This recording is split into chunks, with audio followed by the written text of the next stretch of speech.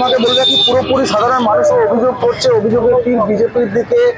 এখনো পর্যন্ত তোরা আন্দোলন চলছে এবং তারা যতক্ষণ না তাদের এই যে ভোটার তালিকায় তাদের যে যারা প্রাপ্ত ভোটার রয়েছে এখানে, যে তাদের এখনো পর্যন্ত ভোটার তালিকা যতক্ষণ না নাম আসছে ডিজিটাল জায়গায়, যতক্ষণ না পূর্ণাঙ্গ নাম আসছে, তারা যেটা জানাচ্ছে তারা আন্দোলন করে যাবে। আমি আরেকজন জায়গায় যাবো।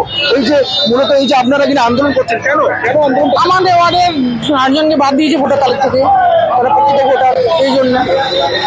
এখানে প্রকৃত ভোটার একদম, হ্যাঁ, আমি তো দীর্ঘদিন দলের সাথে আছি, আমি তো এই ওয়ার্ডের বাসিন্দা, আমরা সব সাথে একসাথে আছি।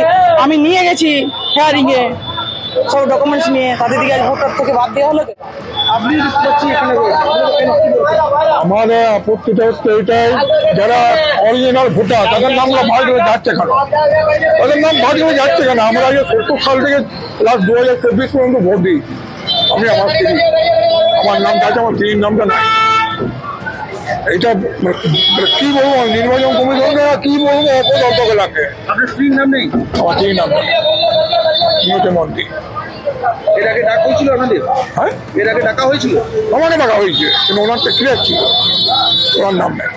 আমাকে ডাকা হয়েছে, আমি এসেছি। আমাদের যার জন্য আমাদের যিনি আছেন 2 নম্বর ওয়ার্ড কমিশনার, উনি 3 মাস খাওয়া নেয়, দেওয়া নেয়, আমাদের সবাইকার জন্য।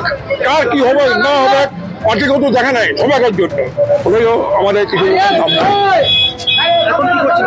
হ্যাঁ, এই যে আন্দোলনটা হচ্ছে শুধু আমাদের নিজেদের জন্য নয়, যাদের যাদের নাম নাই সবাইকার নামগুলো উঠুক, এটা আশা করবো।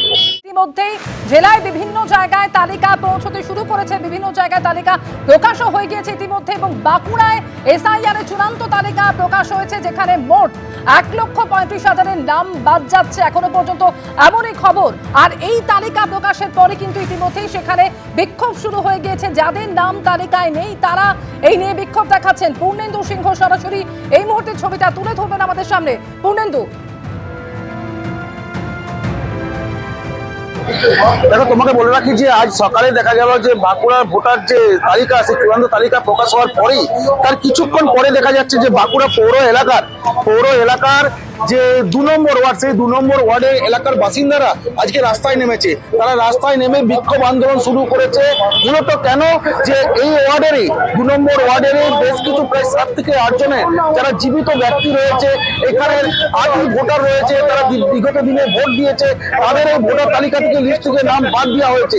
এরপরে দেখা যাচ্ছে যে 2 নম্বর ওয়ার্ডের যে তৃণমূল কাউন্সিলর রাজীব দের নেতৃত্বে রাস্তায় নেমে বিক্ষোভ আন্দোলন শুরু করেছে। এই মুহূর্তে আমার কাছে রয়েছে, দেখতে পাচ্ছি রাজীব দে। মূলত জানবো, রাজীব দা, আপনি কি দেখুন, আজকে যেটা সন্দেহ প্রকাশ আমাদের নেত্রী মমতা বন্দ্যোপাধ্যায় করেছিলেন এসআর প্রক্রিয়া শুরু হওয়ার আগে, এবং আমাদের নেতা যেটা বারংবার বলেছে যে এরা বিজেপি চক্রান্ত করে নির্বাচন কমিশনকে কাজে লাগিয়ে এই 2026-এর বিধানসভা নির্বাচনের বৈতরণী পার হতে চাইছে।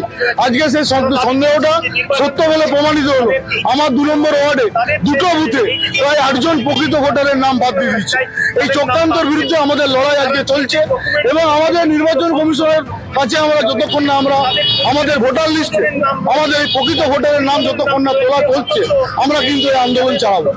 মূলত দেখতে পাচ্ছ যে তৃণমূলের তরফ থেকে বলা হচ্ছে যে যতক্ষণ না প্রকৃত ভোটারের নাম যতক্ষণ না লিস্টে না তোলা হয় ততক্ষণ তারা এই আন্দোলন চালিয়ে যাবে।